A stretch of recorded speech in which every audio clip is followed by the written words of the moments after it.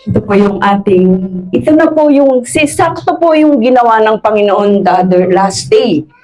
The great protection of God. Nakita na po natin kung paano tayo pinangalagaan at iningatan ng Panginoon. So, the great protection of God from the book of Malachi 3, verse 8 to 12. So,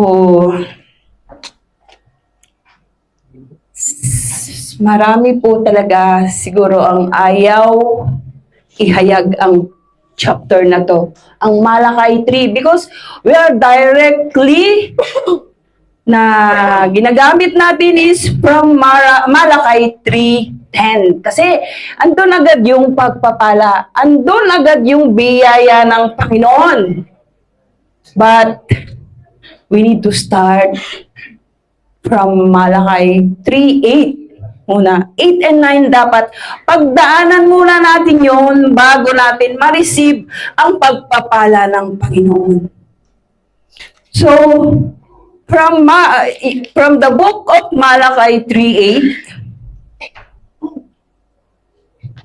so, yung pong sa Malachi 3:10 po, sabi po is bring the whole. Hindi sinabi ni Lord na kung ano lang yung barya. Whole tithes into the storehouse that there may be food in my house. So, hindi po, yung pong dito pa lang po, pinaliwanag na ni Lord kung saan dapat gamitin yung mga ibinibigay nating ikapo. Not going to the pocket of the finance leader, or for the head pastor, or for the pocket of our admin. Yan po ay napakaliwanag. Para daw may makain o magamit sa storehouse means church. Kasi kung hindi po talaga magbibigay, wala po talaga. Walang magagamit, wala tayong simbahan ngayon na napakaganda na we can stay until night. Na gusto natin magpahinga, nasa halip na mamasyal tayo, stay here. You are free, we are free. Amen. So, dito sa pangalawa po, test me in this, say the Lord Almighty, and see if I will not throw open the floodgates of heaven and pour out so much blessing that there will be not room enough for it. So itong Malachi 3:10 po, mamaya po natin ito itatakel. I just use for the introduction lang po para hindi naman tayo masyadong mataga or matusok. So church, before we start, fasten your seatbelt kasi medyo mabigat-bigat po yung ating pagdadaanan. But after the middle po, pwede na pong alisin yung seatbelt. So now, we proceed directly in lesson 1.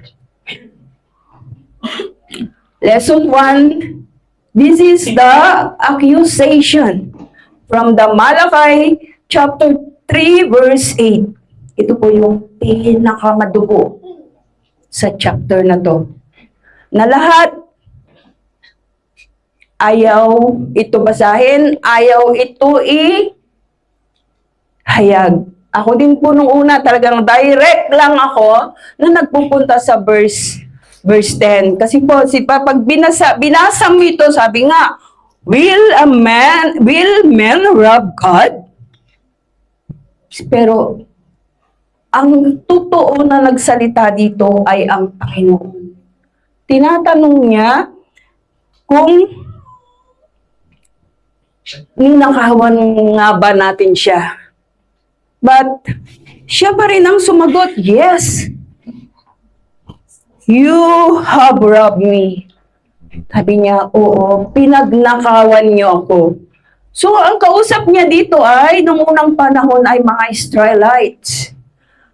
So, ang tanong pa rin nila, in what way we rob you? Sa ano daw paraan na pinagnakawan natin siya?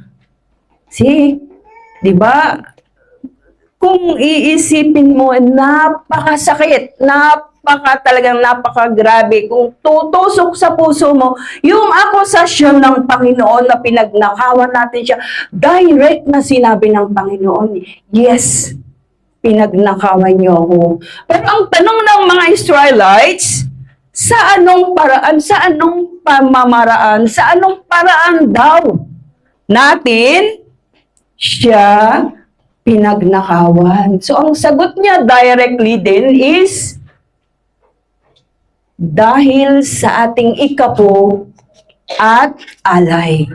So, not only our tithes, George, pati sa ating alay ay pinagnakawan natin siya. Masakit kung masakit talaga ang salita ng Panginoon, but siya ang ating Creator na nag-akusasyon sa atin. Not our neighbor, not our pastor, but our God. Doon niya nakita yung ating hindi pagbibigay ng ikapo. Kaya direct niya tayong inakusahan. Kung yung hindi natin pagbigay o pagtupad sa ating ikapo, yun po ang unang-unang akusasyon ng Panginoon sa atin. Hindi pagtupad sa ating ikapo. And we are not just neglecting a duty. Hindi lang daw natin basta pinababayaan ang tungkulin. So lahat kasi yun, pag nag-start sa hindi mo pagtupad, lahat yun apektado na. So, lumalabas din dito na we are accusing God. Inaakusahan din natin ang Panginoon sa hindi natin pagtupad. So in the book of Nehemiah, chapter 13, verse 11 to 12, kaya hinarap ko ang mga opisyales at sinabi, bakit napapabayaan ang bahay ng Diyos? Si George. Sa hindi pagbibigay ng mga Israelites sa kanilang ikapo at alay, ano nga po bang mangyayari sa kanilang bahay panambahan? Anong mangyayari sa bahay ng Panginoon? Kung hindi tayo tutulong, totoo nga naman po, kung hindi tayo tutulong, sino pong magpo-provide ng lahat ng pangangailangan ng ating church? Hindi kailangan ng Panginoon ng tithes natin. But the storehouse means the church needs all these things. Kasi unang-una po, sinong magbabayad ng renta natin? Wala. Ang pangangailangan ng bawat ministry, sinong magpo-provide? Wala.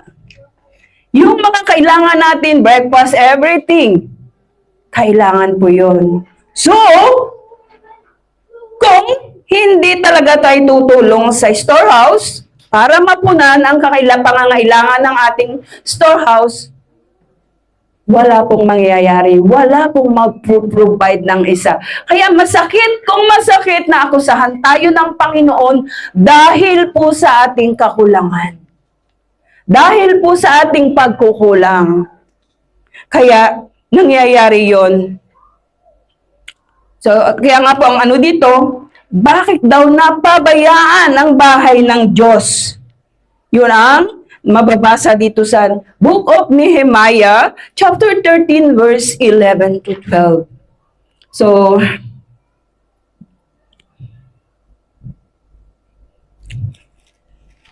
So sa pagtanong po ng mga Israelites, talagang andun yung pagbingi-bingihan at pagbulag-bulagan nila.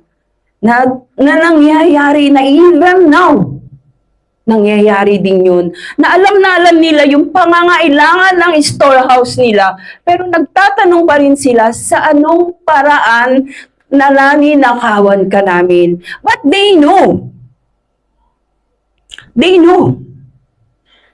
Pero nagbubulag-bulagan po sila, nagbibingi-bingihan sa pangangailangan ng kanilang bahay-sambahan. Ganun po ang Israelites ng unang panahon. Kasi po itong lesson na to is ini-address ng naka-address sa mga Israelites ng unang panahon.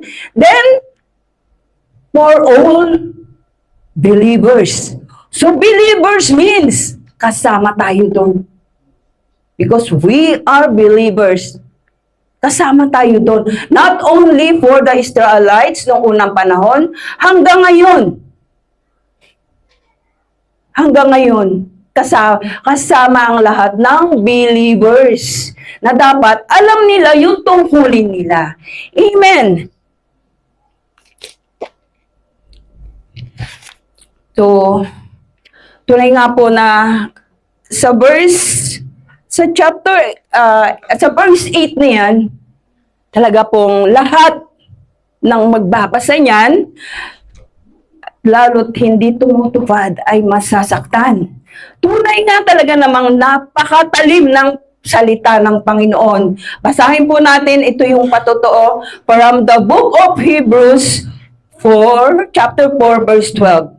Dahil ang salita ng Diyos ay buhay. Amen. Mabisa at mas matalim pa kaysa sa espada na may dalawang talim. Tumatagos ito sa paghahati ng kaluluwa mula sa espiritu at kasukasuan mula sa utak ng buto. May kakayahan itong makaunawa sa isipan mga layunin ng puso. So, mabasa man po natin dyan sa chapter 8, wala tayong sisisihin. Hindi tayo dapat magalit sa kapwa natin na nagre-review sa atin. Kasi, unawain po natin yung chapter 8 na yan. Si Lord yung nag-akusasyon sa atin. Si Lord yung nagsalita na ninanakawan natin siya. That is from the Word of God, na si Lord yung nagsalita. Hindi po si Pablo, hindi po si Moses, o kung hindi po kung sino, hindi po ang pastor, but ang ating Panginoon. Tunay na napakasakit ng salita ng Panginoon na sabi nga, once na may naghayag dito at tinamaan ka, hindi ka pinaparinggan or pinatatamaan. Kaya ka tinamaan, kaya ka nasaktan, kasi may gustong iparating sa iyo si Lord at may gustong baguhin sa buhay mo ang Panginoon. So, kung sa word, sa topic na to, verse 8 is tinamaan ka na, bumalik ka sa Panginoon. Ask God and test yourself. Saan ka nagkulang sa Panginoon? Masakit at matalim ang salita ng Panginoon, but hindi natin dapat sisihin or ikagalit dun sa nagsasalita or naghahayag ng kanyang salita. Kasi all the preacher nag-aas po kay Lord yan ng kung ano yung leading ng Panginoon sa iyo. This chapter po is from last 2 months pa po ito, pero hindi lang po matuloy-tuloy. Kasi nga po, sabi nga, may tamang panahon para ihayag mo yan. Iyon po ang ano ng Panginoon. Kaya nga, nung biglang I ask God, Lord, itutuloy ko ba to? And even Pastor Hill, itutuloy ko ba to? Sabi niya, go ahead. And Lord also give me sign that ito yung kailangan ng inyong church. Ito ang kailangan ng mga tao para mabuksan ang isipan nila. Amen.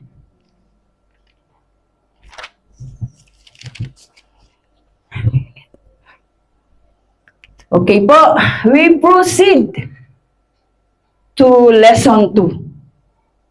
Medyo hindi na rin po kasi ito mahirap unawain para sa atin kasi every time na meron tayong tithes and offering here, they're using this verse but only the verse 10. Pero medyo ano na po to sa atin, medyo pinapaliwanag lang po ng konti. Kung ano yung kulang, yun na po yung ating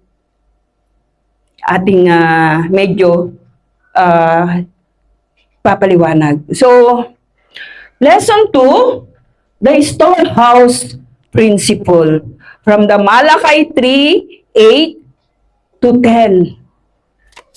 Ito na po, nakuha na po yung 3 verse dito. Yung 3 verse dito from 8. Yung 8 po, yun po yung natatakil na kanina natin na talagang kung paano tayo mabigat na inakusuhan ng Panginoon. So, tanggapin natin kung tayo yun. Tanggapin natin kung hindi tayo tumutupad. So,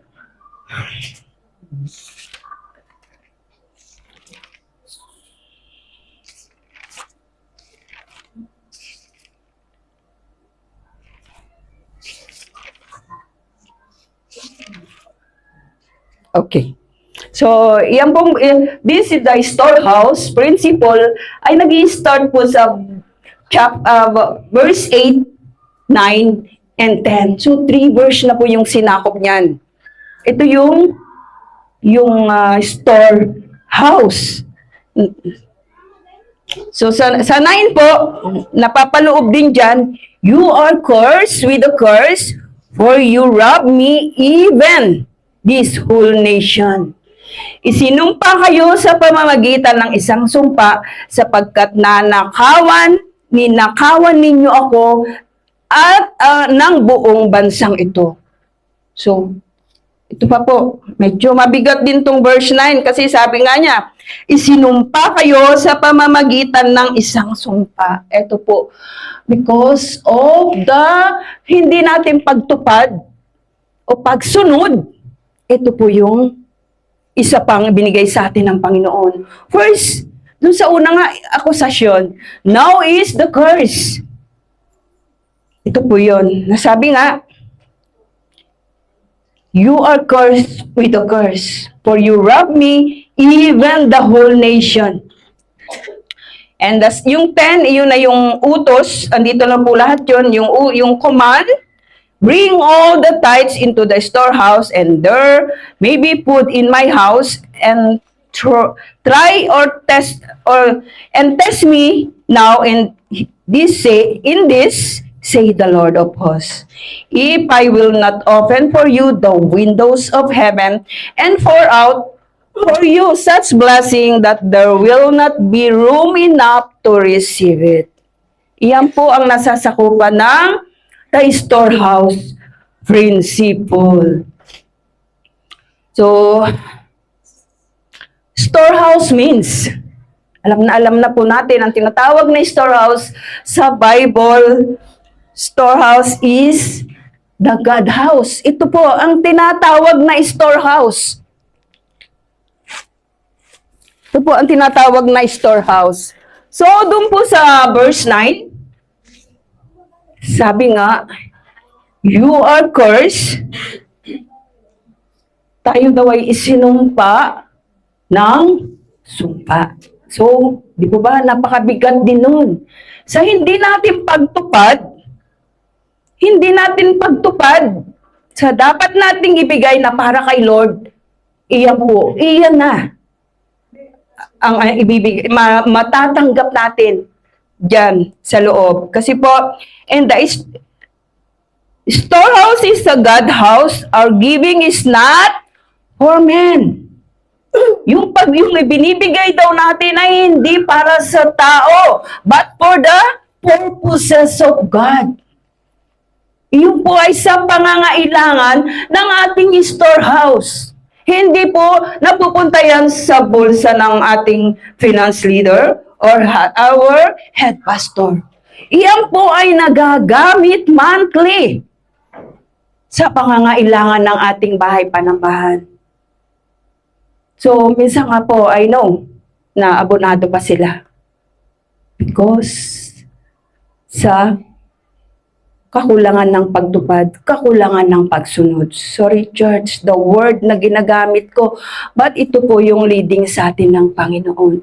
Not only me na nasasaktan, not only you. Ako po yung unang-unang nasasaktan dito sa verse, sa chapter na to. Amen. So, diyan po sa storehouse principle na yan, napapaloob po dyan yung a place of trust. Dapat nandun yung pagtitiwala natin sa Panginoon. Without trusting God, hindi natin kayang sumunod. Hindi natin kayang tumupad. We need to trust God para maibigay o maibigay natin kung ano yung dapat ibigay. Kasi po, kahit anong, yes, this is about money na, mag-direct na tayo. Kahit pa yung ilang halaga, if you fully trust God, may ibigay mo yan. Then, so, yung po, napapaloob pa din po yung dyan yung provision. If you not trust God, if you not obey God, paano ni Lord pupunan yung mga pangangailangan natin? Hindi po ba? Hindi, di ba? Paano niya ibibigay yung pangangailangan natin? Paano niya pupunuan yung kakulangan? Not only the food, not only the things, even our financial. Kahit kukunti yan, if you obey Him, nandun yung provision ni Lord. Na hindi mo, minsan nga sabi mo, hindi ko inas, but binigay niya. See, look, see church. Ayan ang nagagawa ng provision ng Panginoon if you obey Him. Then, nandyan din po yung pagpapala sa ating storehouse. Ang blessing. See, church. We expect blessing from God, but tumutupad po ba tayo? Ang Panginoon hindi lang tumitingin sa pagtayo mo dito at naghahayag ka, tumatayo ka dito at umaawit ka. No. Kailangan din ng Panginoon yung suporta mo sa storehouse. Without your support, magiging dry ang kanyang bahay. Saan kukuha ng pangangailangan ng ating church? Wala po ba, di ba? So, para matupad, para makamit mo yung blessing from God, obey His word. Madali lang naman po kasi. Kung tayo'y magtitiwala kay Lord, easy.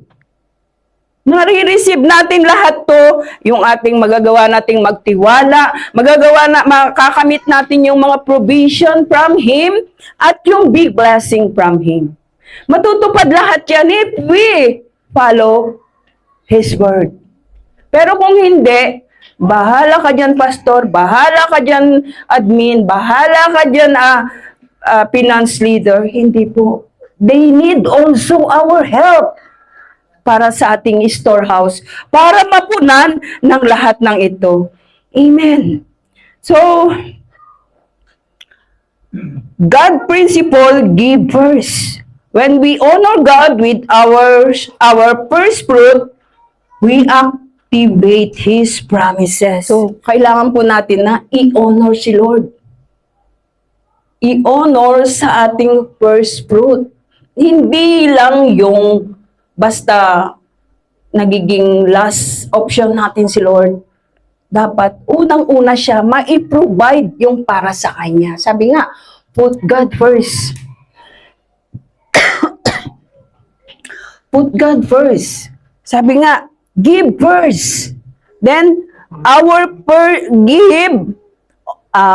honor Him with our first fruit. Ganyan po ang ginagawa ng mga Israelites nung sila ay matutong. Kung ano yung pinakamagandang ani nila sa prutas, sa ubasan, sa gulayan, iyon po yung unang-unang binibigay nila kay Lord. Kung ano yung pinakamaganda, yun ang binibigay nila kay Lord.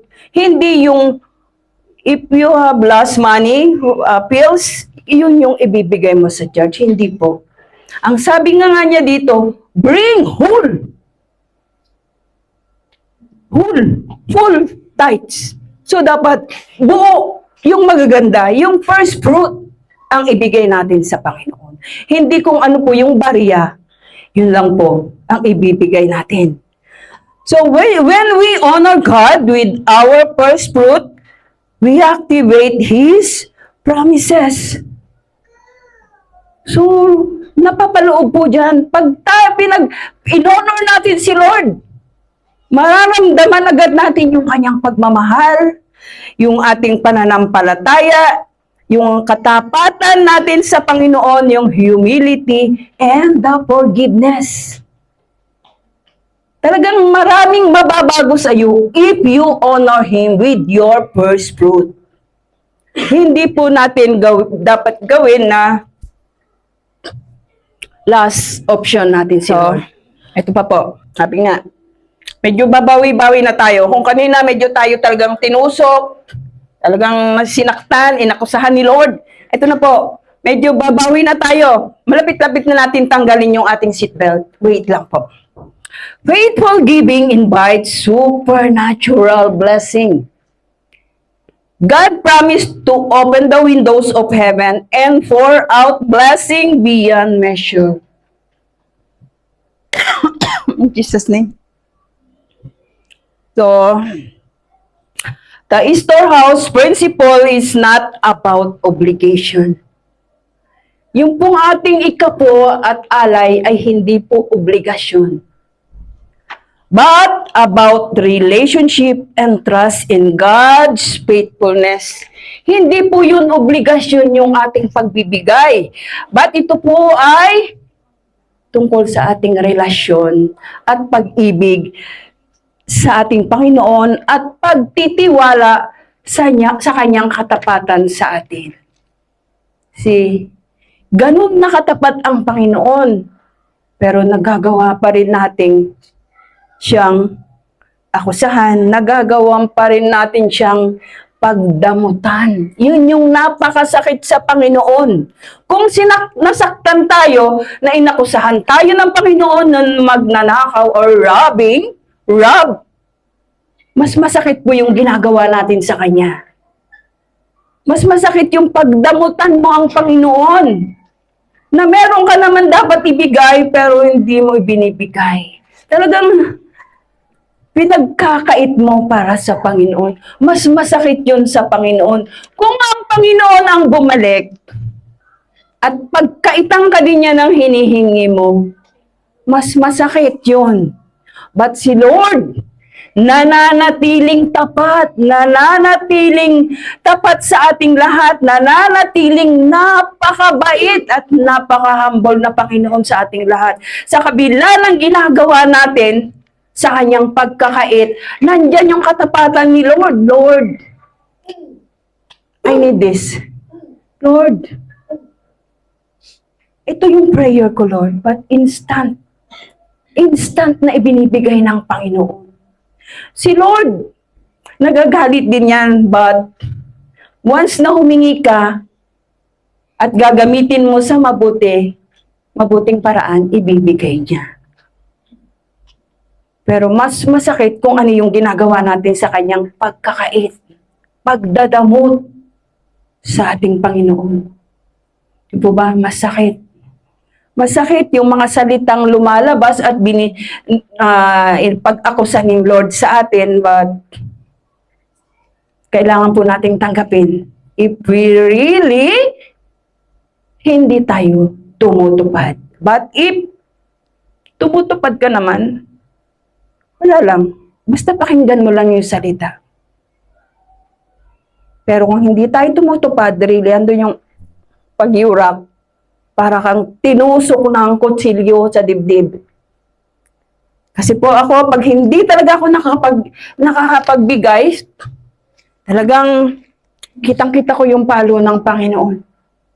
Andun, Kahit maliit na palo ng Panginoon, nandun, kitang-kita ko yan. Nakikita ko sa sarili ko. Kasi minsan, meron din po, dati kasi po, ba't itinigil ko na, I think almost 1 year na yung aking 5-6. May 5-6 din po ako dati. But, yung nga, sabi nga nating Pastor Head, magpahiram ka sa church, ba't walang tubo? But hindi naman po ako naka-experience na magbigay dito ng may tubo sa church. But one time po kasi para po, ang akala ko kasi kung ibang hahawak, ligtas ako sa kasalanan. So one time po, may nagsabi sa akin direct, kailangan ko ng 300. Okay. So sinabihan ko po yung humahawak ng pera namin, nabigyan mo si ganito ng 300. Hindi ko naman nasabi sa kanyang without tubo. So, nung unang hulog na po niya, pangalawang hulog, ayan na po. Sabi nga, the karma is real daw. Ayun na. So, nagtaka po ako na dati naman hindi ako nawawalan ng pera sa wallet. Dadating na yung katapusan, may pera pa rin ako. So, that time na experience ko, bakit dry na yung wallet ko? Wala na ni pills, wala nang natira. So, sabi nga, test yourself. Kung ano yung ginawa mo kay Lord. So pray po ako, yung pong ni-remind ni Lord, yung interest. Bakit ka kumuha ng interest? Sa kakilala mo. So no, after that po, hindi na. Medyo tinigil ko po ng 1 year kasi I know kung ano yung babalik sa atin. Pag tayo ay hindi tumupad o pag tayo ay gumawa ng hindi nakakalugod kay Lord. Bibigay at magbibigay yan talagang magbibigay siya ng konting patama sa iyo. Pag hindi, maliit pa lang yon. Pag hindi ka nayanig sa tuldok na balik sa iyo, next month, lalakihan na niya yan hanggang sa ma-realize mo, hanggang sa maalala mo kung ano yung pagkakamali mo. So, yun po, medyo natakot po ako noon. Konting palo pa lang yon. So, itinigil ko po almost 1 year na po ngayon. At kahit na hindi ikaw yung humahawak, parang kasi that is your money. Pero parang tumulay sa'yo yung curse. At sabi nga, dun sa verse 9 na, susumpain ka ng sumpa. So, yun po yung nangyari. Pag hindi ka aware sa sarili mo, sa nangyayari, ilalala at lalala yan, hindi mo mamamalayan na masyado nang mabigat yung pagpapalo ng Panginoon na hindi mo nararanasan. Amen! So, ito po yung lesson 3. Medyo mapabilis na po konti, baka mahalin tayo sa oras. So, ito po yung Malachi chapter 3 verse 9. You are cursed with a curse, for you are...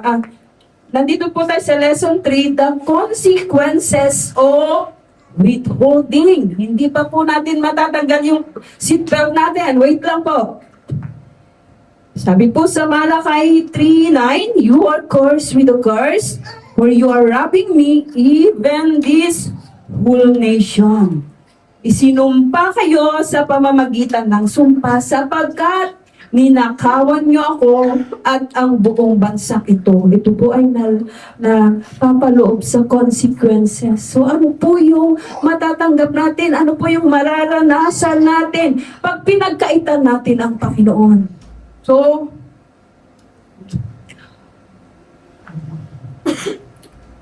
when we rob God by withholding our tithes and offering, there are spiritual and physical.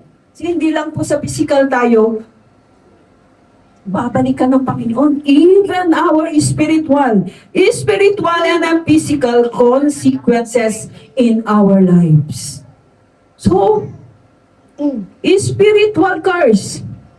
Withholding is obedience which bring God's disapproval and separation from His blessing.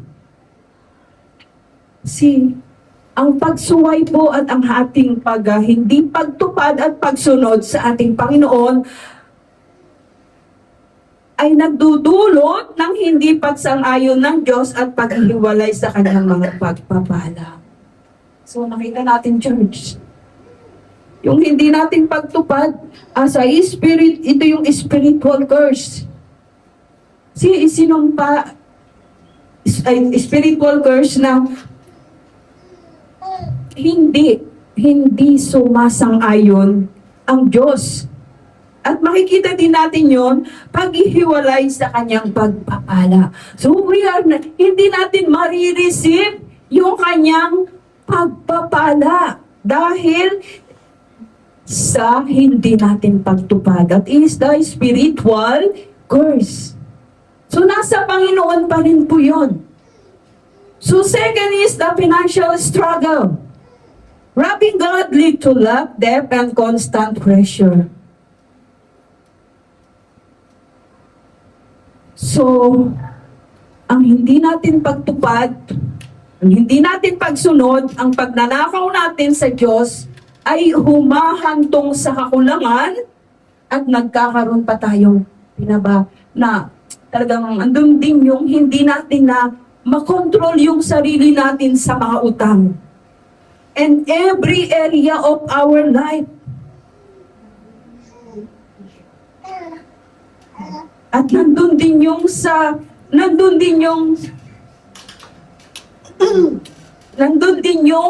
palagi tayong pressure. In church, ang dami ng Panginoon pag hindi tayo tumupad. Andun palagi yung kakulangan sa buhay natin. Sumasahod tayo, pero andun yung kakulangan. Buo yung sahod natin, pero andun yung kakulangan. Buo yung sahod natin, pero nagagawa pa rin nating mangutang ng 4, 3 hanggang 5. Kasi kung paano tayo pahirapan ng Panginoon.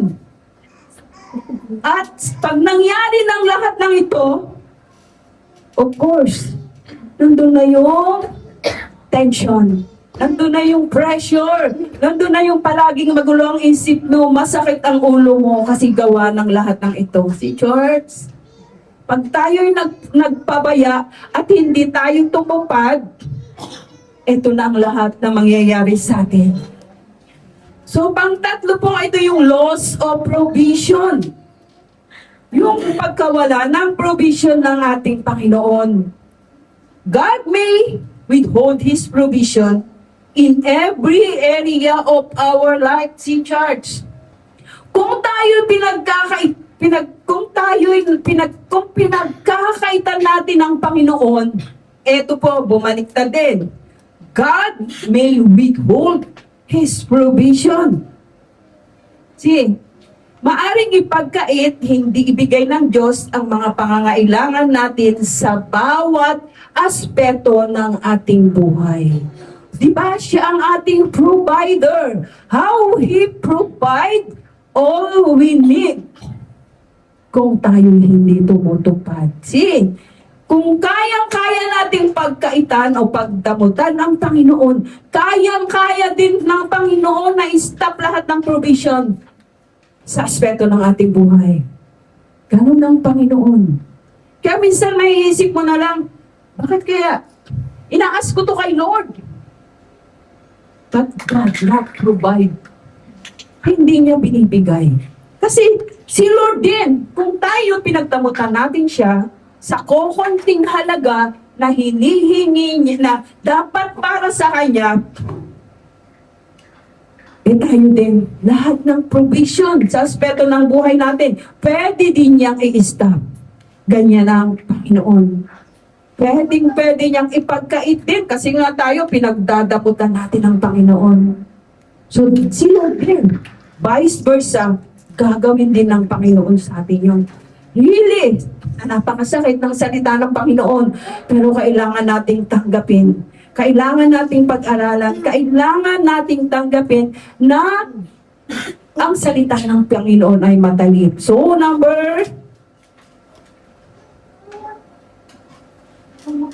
Number 4.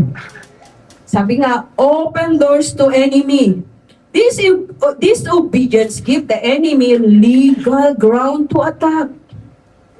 Ang pagsaway ay nagbibigay sa kaaway na legal na batayan para umatake o legal rights. So, parang inopen natin yung sa hindi natin pagtupad. That is the way na inopen natin ang doors sa ating kaaway. Lalong-lalo na kay Satan. He can do kung anong gusto niyang gawin. Kasi tayo mismo ang nagpapaya. If we not open the door for Satan, hindi siya makakapasok. But tayo po, mga tao po ang nagpapabaya, kaya tayo'y inaatake ni Satan. Kung sana maging aware tayo pagdating sa pag-obey kay Lord. Hindi dapat tayo mag-disobey. Kasi diyan natin binibigyan ng chance si Satan sa ating buhay. Dapat, church, hindi. Hindi natin siya bigyan ng chance. Naguluhin tayo. Not only our spiritual life.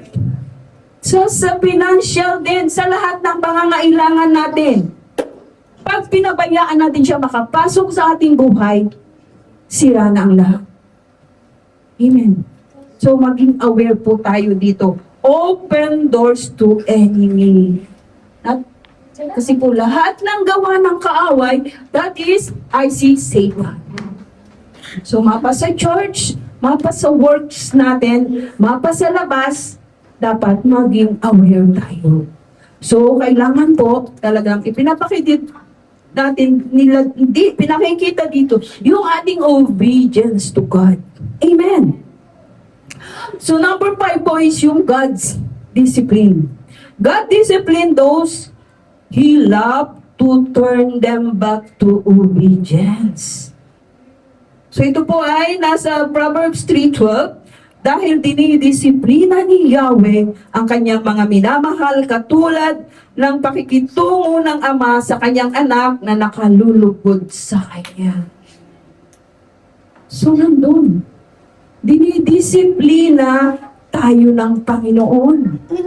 God disciplined those He loved to turn them back to obedience. See? Nakita natin kung paano tayo disiplinahan ng Panginoon. Kung tayo'y babalik sa Kanya sa pag-obey. Sa pamamagitan ng obedience. Si disobedience, God disciplined those who loved to turn back to obedience. So yun, dinidisiplina ni Yahweh ang kanyang mga anak. Ganon po tayo kamahal ng Panginoon. Although na pinagdadamutan na natin siya, pinagkakaitan na natin siya, but still God loves us. Andun yung hug niya, andun yung love niya sa ating lahat.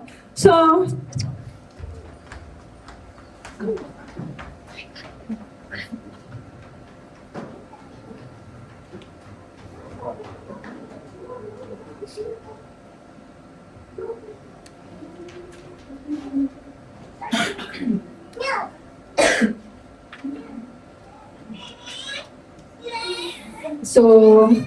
Amos chapter 4 verse 9, ito po yung curse niya, yung paano niya pahirapan ang mga pananim ng mga Israelites.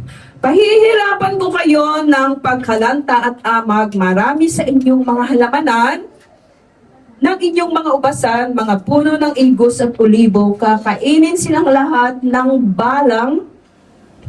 Gayunpaman ay hindi pa rin kayo bumalik sa akin. Ito ang pahayag ni Yahweh. So, di ba, sabi nga niya dun sa 9 is, so sumpain niya, you are cursed with a curse, for you are robbing me. So, yun po yung ginawa ng Panginoon kasi tuwing ani nila, they are not giving the first fruit to God. Kaya ang ginawa niya, talagang yung kanilang pananim ay talagang sinira ng Panginoon. Direct Kasi tayo nakakaranas din tayo ng palo is not from the neighbor.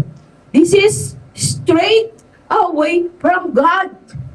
Galing sa Panginoon yung pagpapalo na nararanasan natin, but we ignore. Ini-ignore natin yung pagpapalo ng Panginoon.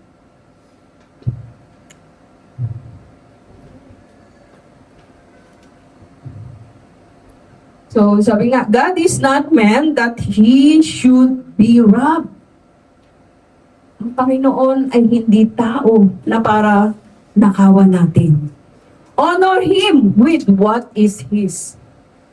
And experience His blessing, protection, and favor. So, parangalan siya kung ano ang Kanya, amen. So, ibigay yung para sa Kanya. At para maranasan natin ang pagpapala, protection, at biyaya. See? sa isang pagbibigay lang natin, pero ang daming ibibigay ng Panginoon sa atin. The provision is yung blessing, protection, ang pagpapala, protection, at ang kanyang biyaya. Si ganun kabait ang Panginoon sa atin kahit na tayo nga. Direct na sabihin natin, kasi nga tayo, direct na sinabi ni Lord na ninakawan natin siya. So direct din na sabihin natin na pinagkaitan natin siya. Na yun naman yung katotohanan. Amen! So ngayon pa, you can remove your seatbelt. Ano na po tayo sa pinakamaulap na part ng ating airplane. Nandito na po tayo sa pinakamaliwanag na. Andito na po yung liwanag. So ito na po. The challenges, this is lesson 4 na po tayo. The challenges and promises of God. Wow. Nandiyan na yung promises ng Panginoon. Nandiyan na yung pangako ng Panginoon. From Malakay 3:10 po. Sabi nga niya, bring the whole tithes into the storehouse, that there may be food in my house. Yon ang command ng Panginoon. Dalhin mo ang ika-10 ikapo sa aking bahay para magkaroon sa aking tahanan para magkaroon ng pagkain. Then, the second one, ito yung hamon ng Panginoon sa atin. Alam kong gusto nyo din to. Sabi niya, test me in this, say the Lord Almighty, and see if I will not throw open the floodgates of heaven. Bubuksan niya ang durungawan ng langit para sa atin. Then, and pour out so much blessing. O, diba? Pagbukas niya ng bintana, nandito po ibubuhos niya ang maraming pagpapala that there will not be room enough to store it. Yung pagpapalang ibubuhos niya, not only a blessing, marami to na hindi kasya yung mga lalagyan mo.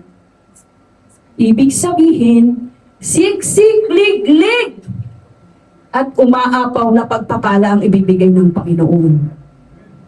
Diba? Amen?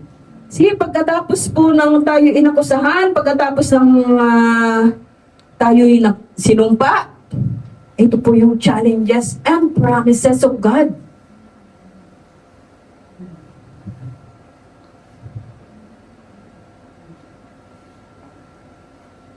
Ito po yung mga hamon ng God. Hamon ni Lord. Sabi nga niya, testing me. Testing God requires pain.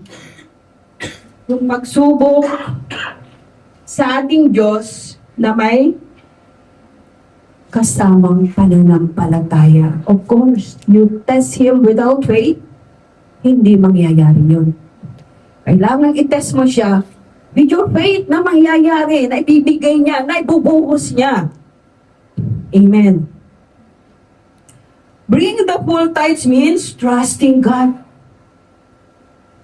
See, Hindi natin maiibigay yung whole tithes na para kay Lord if we not trust Him. Kailangan muna yung full trust natin sa Kanya para natin maibigay yan. You give the 10% tithes means you trust Him. So kung hindi tayo nagtitiwala sa tao, kay Lord tayo magtiwala. Kung hindi tayo nagtitiwala sa humahawak ng ating ikapo, trust God. Kay Lord tayo magtiwala. Kasi siya, yung ating creator, yung ating provider. Sa Kanya man lang, andun yung pagtitiwala natin. Amen. Bringing the full tithes means trusting God beyond what we can see, beyond what we can see. Higit pala sa ating nakikita. So dapat yung trust natin kay Lord ay nandun so that we can give na makatupad tayo sa ating dapat ibigay para kay Lord. The second, sacrifice of our resources. So, sino pong kaya mag-sacrifice ng kanyang resources? Lalong-lalo na po sa kayamanan. Our resources, saan po ba nanggaling ang resources natin? And who is our source of everything? Di po ba si Lord? Without our sources, we don't have resources. So bakit hindi natin kayang ipagkatiwala kay Lord? So it challenges our dependence on money, invites dependence on God. So hinahamon nito ang ating pag-asa para sa pera at inaanyayahan tayong umasa sa Diyos. Dapat kung anong meron tayo, sacrifice. Kung ano yung kinikita natin, sacrifice to give Him. Kasi nga, hindi dapat tayo umaasa sa iba. Dapat kay Lord lang tayo nag-defend. Hindi sa kita natin. And remember, church, our source of everything ay si Lord.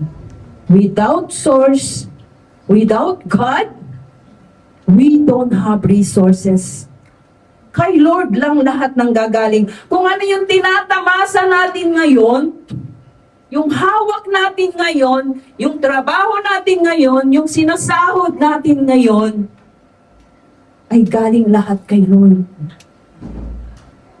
God always remind me na free house, free food, free transport, yung sahod, yung amo na mabait, always remind God's always remind me of this. Na kung wala ako, hindi wala ka nito. Na lahat ay libre. Pati pagkain mo, pati bigas, oil, lahat libre na po. Paano? Yung minsan yung naisip ko na pag pinag-aralan ko, bakit God always remind me this? You know, church, kasi nire-remind niya ito para gisingin ako kung ano yung dapat para sa Panginoon. Amen. So that is the sacrifice of our resources na dapat hindi natin, kung ano yung konting kita natin sa mga business natin, dapat set aside the 10% for Him. Hindi lang po sa sahod, hindi lang po sa mga even our business. Yan po ang gusto ng Panginoon. Para more niya palalaguin ang ating mga resources. Amen. So, number 3, obedience over feeling. Yung pagsunod, higit daw sa damdamin. Amen. So, maaring lumaban ang ating emotion, ngunit ang pagsubok ay nakalulugod sa Panginoon at naglalabas ng kanyang kapangyarihan. Obedience over feeling. Ano po ba yung susundin natin? Yung pag-obey natin o yung ating nararamdaman? Minsan kasi, naka-ready na yun ng before the end, naka-ready na yung para kay Lord. But minsan nag-uutos yung heart mo sa mind mo kasi hindi po nanggagaling mismo sa utak yung ating pasya o yung ating blood. First from our heart. Nag-uutos yung puso natin sa isip natin na huwag mong ibigay at meron pa ako, may paggagamitan kang iba. No, church. Kailangan una ay yung manaig dapat yung ating obedience kay Lord, not our feeling. Kung pasusundin natin ang ating damdamin, palagi tayong feel kay Lord. Palaging hindi tayo makakasunod kay Lord. Lagi tayong disobedience kay Lord. Pag hindi natin, pag-uunahin natin at susundin natin ang ating damdamin. So, kailangan obedience first. Amen. So, number 4, ito po yung spiritual warfare. Yung po yung spiritual na pakikidigma. Ayaw ng kaaway na tayo ay magbigay or sumunod. Kasi alam niya na ang pangako ng Panginoon ay totoo at talagang tinutupad niya. Si George, ang kalaban natin dito ay gawa ng kaaway o si Satan. Si Satan, i-hold ka niya. Talagang i-stop ka niya. Gagawa at gagawa siya ng paraan para hindi ka magbigay ng 10% mo. Kasi alam niya, si Lord, pag nangako, pag sinabi ni Lord na I will pour out the so much blessing na walang room na kasyang paglalagyan. Gagawin at gagawin ng Panginoon yun. Kaya yun ang ikinatatakot ni Satan. Yung tayo ay sumunod kay Lord. Yung tayo ay tumupad kay Lord kasi alam niya si Lord ay talagang tapat. Si Lord ay pag sinabi niyang nangako ang Panginoon, tinutupad niya. Pag sinabi ng Panginoon, I will heal you. Instant, pagagalingin ka niya. I will pour out so much blessing. Ibibigay niya talaga yan. So, sabi nga, test me. Kung hindi natin siya susubukan, paano natin mararanasan ang pagpapala? Kung maghihintay lang tayo without test, siya mismo may sabi, sino ba naman ang magsasabi na, subukan mo ako. Walang nakapagsabi niyan, kundi ang ating Panginoon lang. Test me, and I will pour out so much blessing. Si Lord lang yun. So, why not? Walang masama kung itry natin para maranasan din natin yung buong pagpapala ng Panginoon sa buhay natin.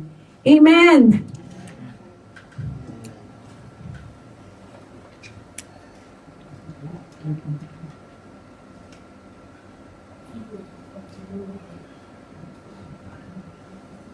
So, we proceed to lesson 5. May lesson 5 ba ba?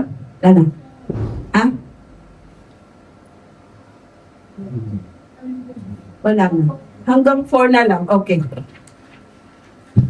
The promises of God. Ay, ito na po yun. The promises. So, we proceed. Ay, ano yun? Okay, ando pa rin po tayo sa lesson 4, but we discuss konti lang po yung kung ano yung promises ni Lord, kung ano yung maibigay na guarantee sa ating buhay. So, open the floodgates of heaven, God will release blessing abundantly beyond what we can contain. See? Open the floodgates of heaven. Ito po yung unang-una. God will release blessing abundantly. Ito yung promises ng Panginoon na bubuksan niya ang durungawan sa langit. At doon niya ibubuhos ang abundant blessing sa ating buhay. Iyan ang pangako ng Panginoon. If we obey Him, mangyayari po. And the second one ay yung overflowing blessing. Okay po. For example po is yung sa gripo. Once you open the tap, di po ba yan, tuloy-tuloy na pag-agos ng tubig. Ito po yung gustong mangyari na Lord sa atin. Ito yung promises ni Lord. Nag-uumapaw na biyaya. His blessing will be so much that there will not be room enough to store them. So pag nagbuhos ng overflowing blessing ang Panginoon, hindi kakasya yung mga room mo sa biyayang ibabagsak niya. See, kung paano tayo pagpalain ng Panginoon, this is the promises of God. And the third one is the divine provision. God promises to supply all your needs according to His riches and riches in glory. This is from the Philippians 4:19. And my God will meet all your needs according to the riches of His glory in Christ Jesus. See, ito na po yung sa divine provision. God promises to supply all your needs. Yung lahat ng pangangailangan mo ay ibibigay at ibubuhos ng Panginoon. This is the promises of God. Pero andun yung condition, if you obey. Mag-obey lang tayo, madali pong sumunod. If really, kung gusto natin, mangyayari. Number 4 po, this is the protection and favor. Ito na po yung protection, yung great protection ng Panginoon sa ating lahat. So, sa lahat ng pagsunod, sa pagtupad natin, ay andun ang protection and favor of God. When we honor God, He protect us. Amen. See, if we obey Him, andun yung protection ni Lord. Andun yung pag-iingat niya sa iyo, sa pagtulog mo, in time na pagkain mo, andun sa trabaho mo, iingatan ka niya na huwag kang pasukin ng kaaway. Not only you, church, even our family, even our child, andun ang pag-iingat ng Panginoon. Na sabi nga, yun yung great protection ng Panginoon sa bawat isa sa atin. Eto, dito po ako talagang nag-defend. Dito ako nag-trust kay Lord sa protection. Kasi even na malayo ako sa anak ko, pero yung pagbalot ni Lord ng kanyang banal na dugo sa aking anak, andun yung protection niya na laging safe yung ating pamilya. Pag inas mo kay Lord yung protection for your family, mangyayari. Kagaya po nung isang araw bago operahan si Mami Cora, nag-message, sabi ko, "Man, pray for me." Sabi ko, sagot ko lang po, okay po, God will protect you, cover you by His precious blood. So, kung ano po yung ipinapray ng karamihan ng mga anak niya, ng kanyang mga manugang, nangyayari po. God protect her when time of the operation. Na even yung mga doktor kinasangkapan ng Panginoon na maging successful ang operation. So, praise be to God po. Yung protection ng Panginoon ay nandun. Amen! So, when we honor God, He protect us, guide us, and causes His favor to surround us. Nandun yung favor palagi ng Panginoon sa ating lahat. Andun yung protection ni Lord sa ating lahat. Na akala natin wala, hindi tayo pinoproteksyonan. So nandun po lahat. If you obey Him at sumunod ka sa Panginoon, hindi unang-una pong marireceive natin ay pagpapala. Kundi napakahalaga nung protection ng Panginoon sa atin. Aanhin mo ang yaman o For example, okay, andyan si Lord nangako nga na bubuksan niya ang durungawan ng langit at ibubuhos niya ang so much blessing. Okay, you receive 1,000,000 blessing. Pero, yun naman kalusugan mo, ay wala ka naman protection sa galing sa Panginoon. So, useless, di ba? Dapat healthy and wealth meron ka. Dapat nakareceive ka ng pagpapala, sa Panginoon at protection. Napakahalaga po ng protection. Kailangan, kaya dapat every day na nag-aas tayo kay Lord ng protection. Hindi lang po sa ating pamilya, hindi lang sa ating sarili, dapat for everybody. Na hindi tayo maging selfish sa pag-pray. Dapat lahat po ipinag-pray natin. Hindi lang sarili natin, dapat ipinag-pray din po natin ang ating pastor, head pastor. Kasi siyempre, marami din po siyang trabaho, lalong-lalo na po sa church, may work pa siya sa labas. So, kailangan po yung kalusugan, yung protection ni Lord ay dapat lagi pinagpipray natin kay pastor. Okay? Medyo pahapiawan ko lang po yung verse 11. Ito po, sabi ng Panginoon, ito na, maganda rin to para sa atin. Bawing-bawi na ulit tayo dito. Sa verse 11 po, sabi ni Lord, and I will rebuke the devourer for your sake, so that he will not destroy the fruit of your ground, nor shall the vine fail to bear fruit for you in the field, say the Lord of hosts. Sabi niya, sasawayin ko ang maninira para sa inyo upang hindi nito sirain ang ani ng inyong lupain. Hindi mawawala ang bunga ng mga ubas nyo sa mga bukid bago ang takdang panahon, sabi ni Yahweh ng mga hukbo. So, andito na po yung kanyang protection sa atin.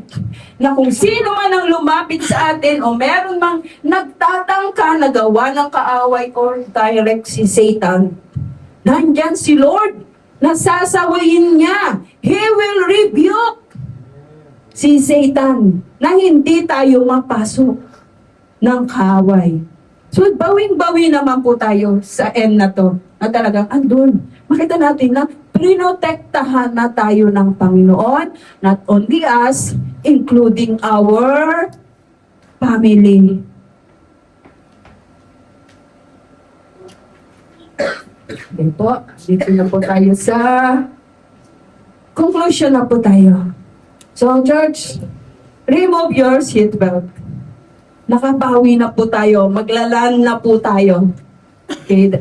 To be conclude po is God calling us to give our fully trust. Fully trust means to obey Him. God is calling us to give our fully trust, obey, and test Him in our finances. And remember, church, our obedience unlock His abundance blessing to us. So pag nag-obey tayo kay Lord, talagang bubuksan niya lahat ng pinto ng pagpapala. Hindi po ba? Napangasarap, di ba? Lahat ng kaaway, i-rebuke niya. But He will open. He will unlock the door of abundance blessing sa buhay natin. So sana po na tumimo sa puso ng bawat isa sa atin ang ating narinig ngayong araw. And sana po maging lessons sa ating lahat. And ang napakahalaga po doon is yung obedience natin kay Lord. So sabi nga po, pumasok din po dito sa napag-aralan ko yung repentance. Repentance means, hindi po ito yung tinatawag na paulit-ulit na paggawa ng kasalanan at paulit-ulit din lalapit ka kay Lord nang hihingi ng kapatawaran. No. Ito pong repentance na ginamit dito ay to open your mind para po mabuksan yung ating kaisipan para sa to obey God and to trust God. So alam na po natin yon. Kaya pinapaabot dito ng Panginoon, lesson learned is yung buksan natin ang ating kaisipan para sa ating Panginoon. At rebuke daw kung ano yung mga hindi nakakalugod sa Panginoon. Especially yung ipagkait or pagdamutan natin ang Panginoon. Yung po ang hindi nakakalugod. Sabi nga, open your mind to the Lord. I-open mo yung isipan mo dito sa lesson na ito. Thank you, Lord Jesus.